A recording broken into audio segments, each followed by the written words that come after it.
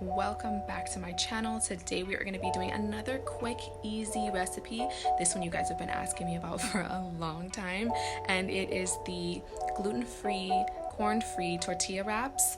And you can use these for burritos, tacos, just regular wraps, or even just to kind of like use them to eat with side dishes. So let's get started. And we are today in the makeshift garage kitchen with the industrial stove.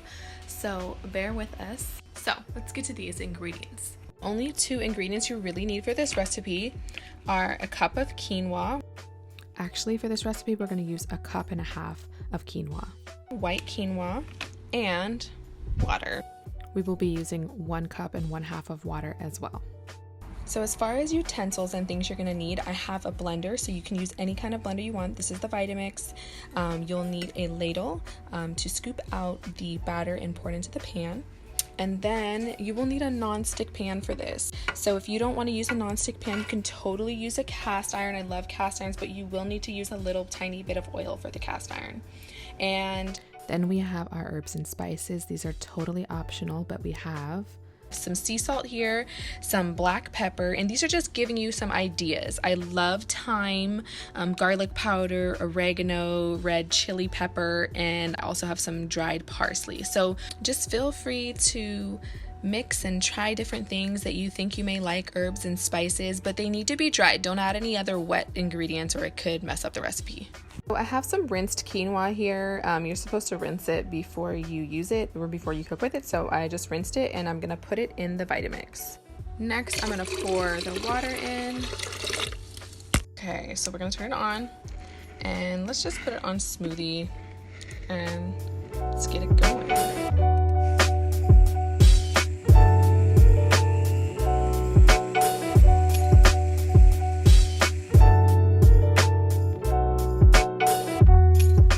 Okay, so the texture should be kind of like a thinner pancake batter.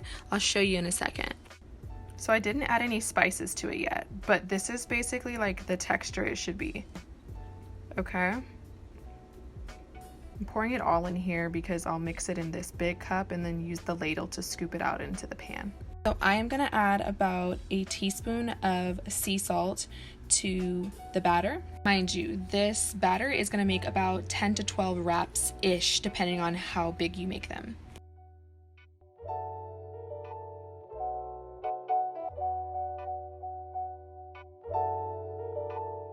Alright, so I'm going to pour that in there, and then I got my mixing spoon. Now it's time to get your spice on. Spice up your life. Got this time. Don't mind that background noise. Somebody out here cutting grass. I don't measure anything. I'm just kind of gonna go with the flow, you know? Garlic powder's next. Maybe about a teaspoon of that. Oregano is super good for you, but I'm only gonna do a few splashes of that. And y'all know I love me some red chili pepper. Now, if you don't like spicy stuff, don't put no red chili pepper in there. These are for me. So do whatever you gotta do, boo. Now, parsley. I love parsley, so I'm gonna add some of that in there too. Come on. Oh, there we go. There we go.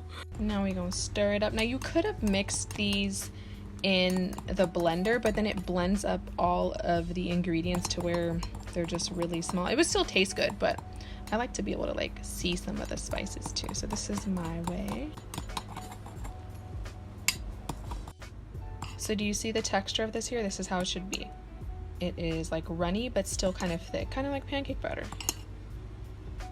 And this oven on gas oven, and you want the pot to get pretty hot. So I would say if you're using electric, use medium heat.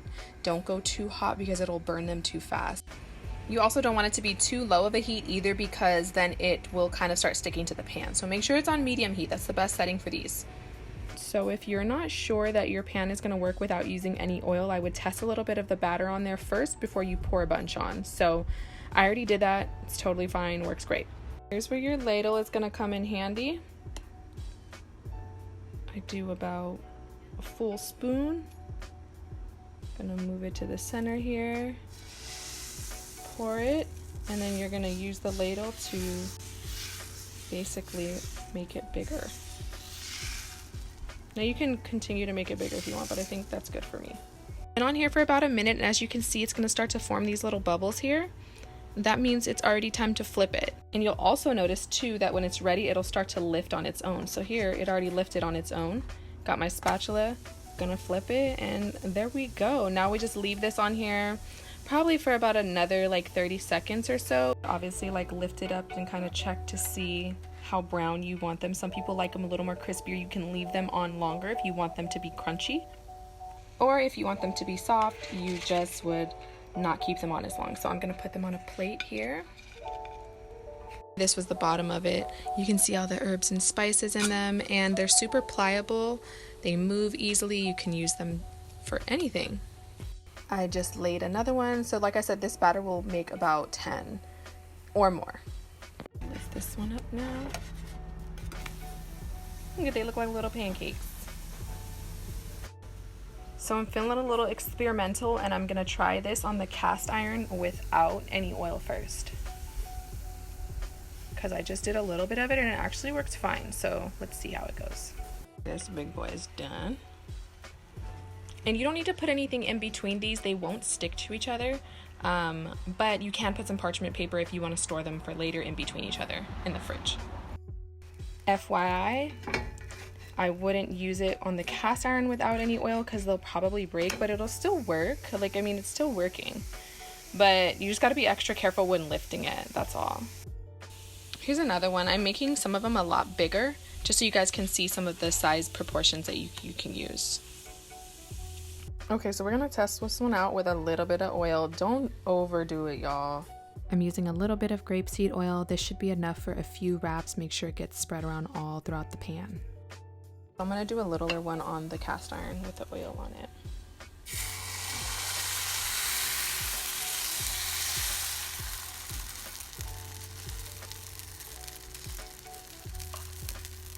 And you'll watch how it's gonna bubble up the same. Anytime you use a little bit of oil though, it'll make the wraps a little bit more flimsy. I mean, just easier and pliable to work with, but they're already pliable if you use them without any oil as well. So as you can see, this one, it's so much easier if you do use a little bit of oil. And it's gonna be a little bit more crispier, obviously. I told you I'm in this garage and this oven is hot. I am sweating. And obviously this one's all done. Let's go try these out. I'm gonna go sit in the backyard. Okay guys, so here's what they look like. And look how pliable they are. And if you're making big ones, I kind of got the number wrong. These actually make about 7 or 8. But if you're making smaller ones, they'll make about 10 to 12. It depends on the size. So you guys ready to try them? I'm gonna try this one here. Look at, like, you can see all the herbs in them too. Love it. So I'm just gonna try a little bit because I'm gonna have the rest with dinner, so. Like, honestly, I could eat this by itself. It doesn't need anything, any added anything. It doesn't need any added salt. And they're just so flavorful. I love adding herbs because you can just tailor it to whatever type of herbs and flavorings you like. Like, this kind of reminds me of it, similar to like focaccia. But anyways, that's all I have for you guys today. I really hope you enjoy this. This is a great alternative to corn tortillas, because if you don't know and you don't follow medical medium protocols, corn feeds a lot of viruses in the body.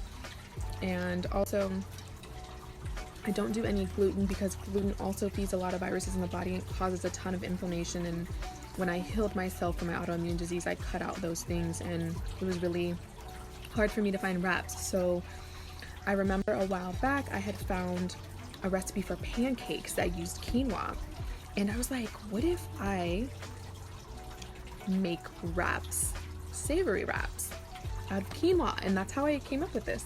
So I hope you guys enjoy. Love you guys. I'll see you in the next video.